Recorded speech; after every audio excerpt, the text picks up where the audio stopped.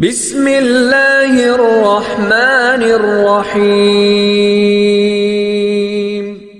جب ماہ سیام رمضان المبارک جلوہ گر ہوتا ہے، جنت کے 8 دروازے کھول دیے جاتے ہیں، جہنم کے دروازے بند کر دیے جاتے ہیں اور شیاطین جکڑ دیے جاتے ہیں۔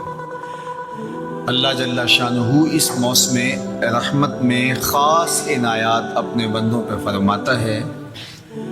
ایک نفل ادا کرنے سے فرض ادا کرنے کا ثواب ملتا ہے اور ایک فرض ادا کرنے سے 70 فرائض ادا کرنے کا ثواب ملتا ہے۔ اسی طرح راہ خدا میں 1 روپیہ دو گے تو 70 روپے خرچ کرنے کا ثواب ملے گا۔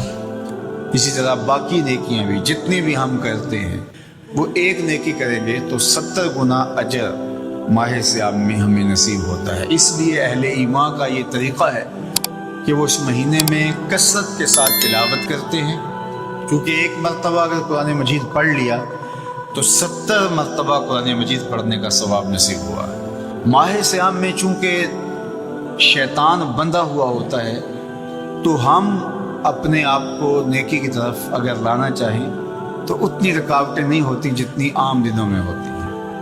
لیکن اس کے باوجود بہت سارے لوگ ہیں جو رات کو بڑا پکا ارادہ کر کے سوتے ہیں کہ میں صبح وقت پہ اٹھوں گا اور نوافل بھی پڑھوں گا اور نماز بھی ادا کروں گا، لیکن جب صبح ہوتی ہے تو انہیں یا تو جاگ نہیں آتی یا نیند سے بیدار ہو جاتے ہیں، بستر سے اٹھا نہیں جاتا۔ جبکہ وہی شخص انہوں نے صبح سبزی منڈی جانا ہو تو چھلانگ لگا کے اٹھتے ہیں اور سبزی منڈی پہنچتے بھی ہیں۔ سستی طبیعت کا کسل نہیں ہوتا۔ عمومی طور پہ ہم اپنے آپ کو بیمار تصور کر لیتے ہیں اور سستی اور کسل کا نام دے کر کے، بہانہ دے کر کے ہم کہتے ہیں کہ بس کیا کریں، ہم کو ارادہ کرتے ہیں روز لیکن ہم سے اٹھا نہیں جاتا، بس طبیعت اس طرح کی ہے، کسل ہے، سستی ہے۔ یہ بات ذہن میں رکھیے گا کہ ارادہ کرنے کے باوجود بھی صبح جب ہم اٹھ نہیں پاتے یا کوئی بھی نیکی کا کام ہم کرنے کا ارادہ کرتے ہیں تو ارادہ کرنے کے باوجود ارادہ ہی رہ جاتا ہے، ہم کر نہیں پاتے، تو اس کا سبب یہ ہوتا ہے کہ بہت سارے ہم گناہ کر چکے ہیں اور ان گناہوں کی وجہ سے ہم نیکی کی توفیق نہیں پاتے۔ حضرت حسن بصری رضی اللہ تعالی عنہ نے یہی وجہ اس کی بیان فرمائی ہے۔ تو اس کا بہترین طریقہ یہ ہے کہ توبہ کی جائے، اور توبہ بھی سچے دل سے کی جائے، رو رو کے اللہ سے گناہوں کی معافی مانگی جائے، اور سچے دل سے جب توبہ کی جائے تو پھر سارے گناہ نہ صرف مٹا دیے جاتے ہیں بلکہ ان کو بدل کے نیکیوں میں تبدیل کر دیا جاتا ہے۔ تو ماہ سیام کے اندر پختہ عزم کریں اور اس عزم کو عمل کی شکل دینے کے لیے سچی توبہ کریں کہ ہمارا یہ رمضان اس طرح سے گزرے، یہ مہینہ اس طرح سے بسر ہو کہ ہم اس مہینے میں اللہ تعالیٰ کی قربت حاصل کر لیں، ہم گناہوں سے پاک ہو جائیں اور ہم جو ثمرات ہیں، جو فوائد ہیں اس مہینے کے، وہ ہم سمیٹ سکیں۔ تو یہ وہ مہینہ ہے جس کے انتظار میں میرے اور آپ کے آقا و مولا اپنی آنکھیں لگائے ہوتے تھے اور دن گن گن کے وقت گزارتے تھے کہ ماہ سیام آ رہا ہے۔ تو اس مہینے کا عزت کے ساتھ، تکریم کے ساتھ، اعزاز کے ساتھ استقبال کرو اور اس کو پلکوں پہ بٹھاؤ، اس کو دل پہ بٹھاؤ۔ اس مہینے کی تکریم یہ ہے کہ اس میں ہر برا کام چھوڑ دیا جائے۔ اگر کوئی شخص برا کام نہیں چھوڑتا اور روزے رکھتا ہے تو میرے اور آپ کے آقا و مولا کا ایک فرمان سن لیجئے، من لم یدع قول الزور والعمل بہ فلیس للہ حاجۃ فی ان یدع طعامہ وشرابہ۔ فرمایا کہ جو جھوٹ اور برے کام نہیں چھوڑتا، اس کے بھوکا اور پیاسا رہنے کی اللہ کو کوئی ضرورت نہیں ہے۔ تو روزہ خوراک بچاؤ مہم نہیں ہے جو چلائی جاتی ہے، بلکہ یہ تزکیہ نفس کا موسم ہے، باطن کی صفائی کا موسم ہے۔ اور باطن کی صفائی نہیں ہوتی جب تک ہم کوشش کریں۔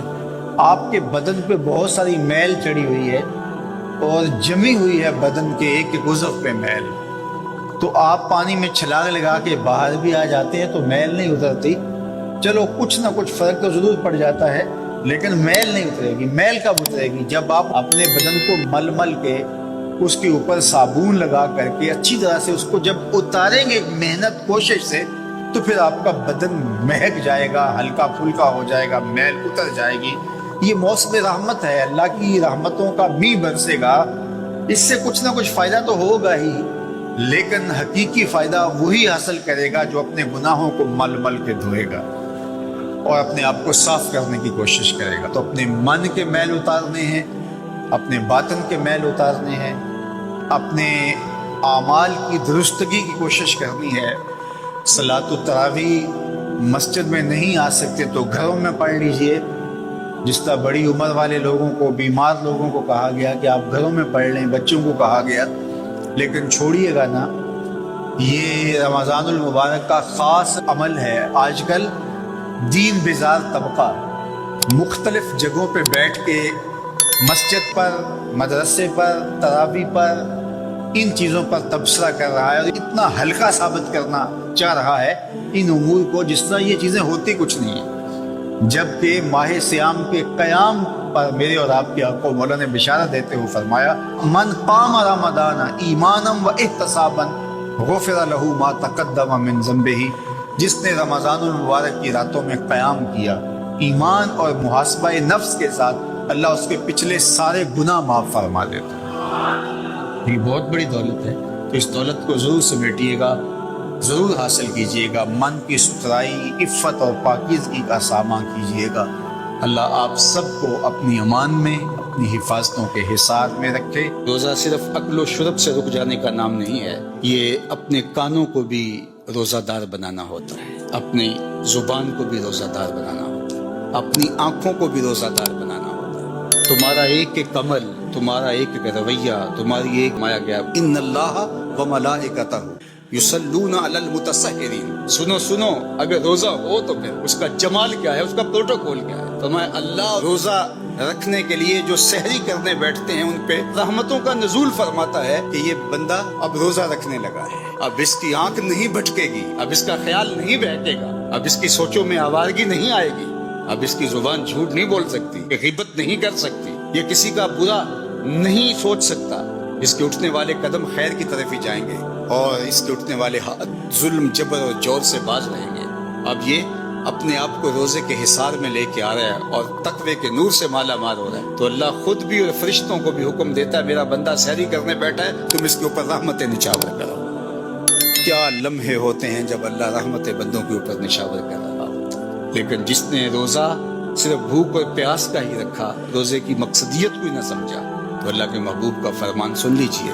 ایک تو یہ ہے ان اللہ و ملائکتہ یصلون علی المتسحرین، اور دوسرا فرمایا من لم یدع قول الزور والعمل بہ فلیس للہ حاجۃ فی ان یدع طعامہ و شرابہ۔ جس نے جھوٹ اور برے کام نہیں چھوڑے، اس کے بھوکا اور پیاسا رہنے کی اللہ کو کوئی ضرورت نہیں ہے۔ وہ بھوک کاٹے، پیاس کاٹے، اللہ کو اس کی کوئی ضرورت نہیں، چونکہ یہ خوراک بچاؤ مہم تو ہے ہی نہیں، وہ تو مومن کے رزق میں اضافہ کر دیتا ہے۔ وہ چاہتا ہے کہ تم پھر روزے سے ہو۔ اللہ اکبر۔ فرمایا روزہ دار جب کسی سے بات کرے اور وہ آگے سے الجھنا چاہے تو فرمایا روزہ دار آگے سے ایک ہی جملہ بولے، انی صائم، میں روزہ رکھا ہوا ہے۔ تو جب میں روزہ رکھا ہوا ہے تو تم لڑنا چاہتے بھی ہو تو میں نہیں لڑ سکتا۔ اللہ اکبر۔ یہ ذات کی لڑائی ہے، یعنی اپنی ذات کے لیے میں نہیں لڑ سکتا، اور اللہ کے لیے اگر تلوار اٹھانے کی بات ہو پھر بدر والوں کو دیکھ لو، حالت روزہ کے اندر بھی اللہ کے دین کے پرچم کو کیسے اونچا کرتے ہیں۔ تو تقویٰ کیا ہے؟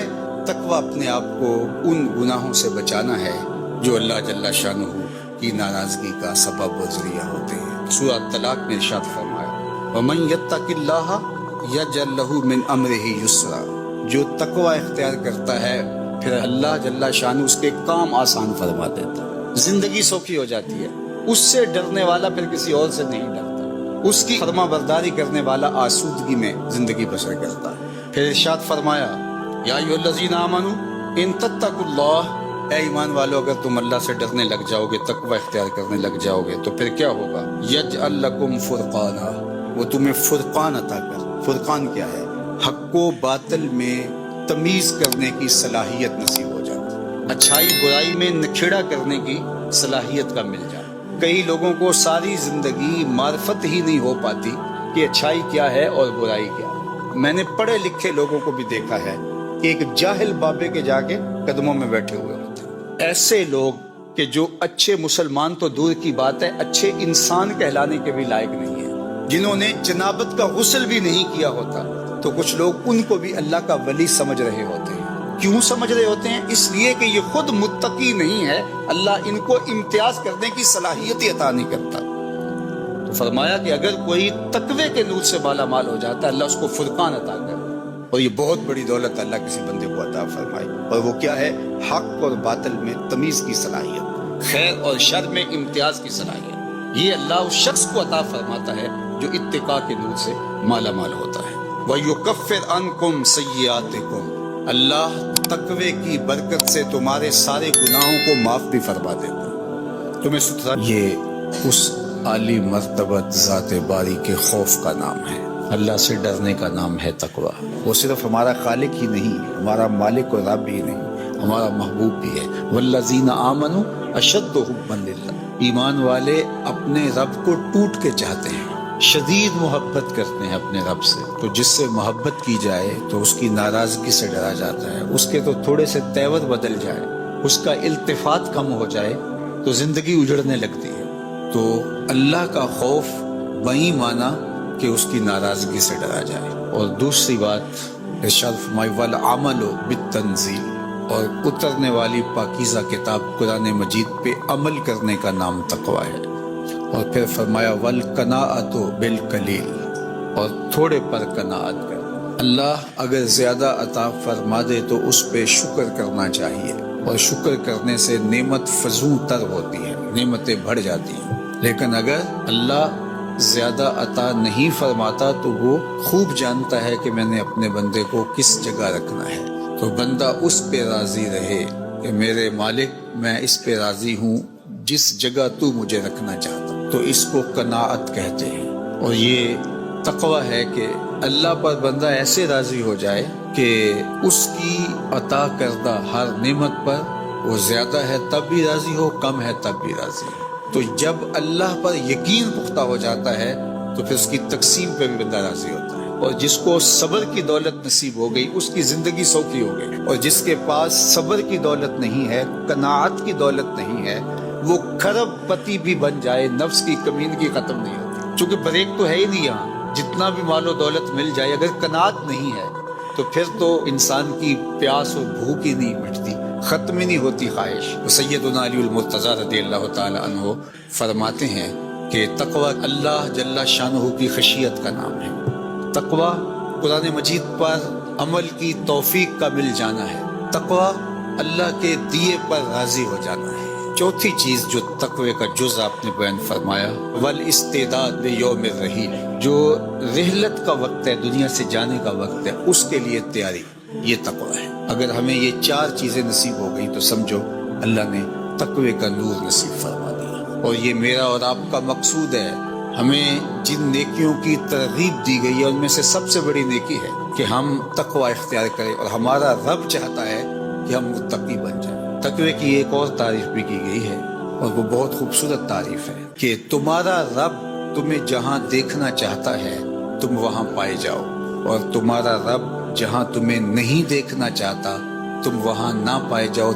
بیمار کے سرہانے دیکھنا چاہتا ہے، تمہارا رب برہنہ بدن اور بھوک اور پیاس سے تڑپتے ہوئے لوگوں کی مدد کرنے کے لیے ان کی دہلیز پر پہنچا ہوا دیکھنا چاہتا ہے۔ تمہارا رب تمہیں خیر کے کاموں میں منہمک دیکھنا چاہتا ہے، وہاں تم پائے جاؤ، وہاں سے غیر حاضری نہ ہو۔ اور جہاں تمہارا رب تمہیں نہیں دیکھنا چاہتا تو وہاں تم پائے ہی نہ جاؤ۔ تمہارا رب تمہیں کسی ایسی جگہ پہ نہیں دیکھنا چاہتا جو تمہارے منصب کے لائق نہیں ہے، اس نے تمہیں دستے قدرت سے بنایا ہے۔ اللہ اکبر! تو وہ کیسے اپنے شاہکار کو کسی گندی جگہ پہ دیکھنا چاہے گا، کسی غلاظت کے ڈھیر پہ دیکھنا چاہے گا؟ جہاں بدکاریوں کا ماحول ہوگا وہ اپنے شاہکار کو وہاں کیسے دیکھنا چاہے گا؟ تو تقوی یہ ہے جہاں تمہارا رب تمہیں دیکھنا چاہے وہاں تم پائے جاؤ، اور جہاں تمہارا رب تمہیں نہ دیکھنا چاہے وہاں تم موجود نہ پائے جاؤ۔ اگر یہ دولت حاصل ہوگی تو سمجھو اتقاء کا نور نصیب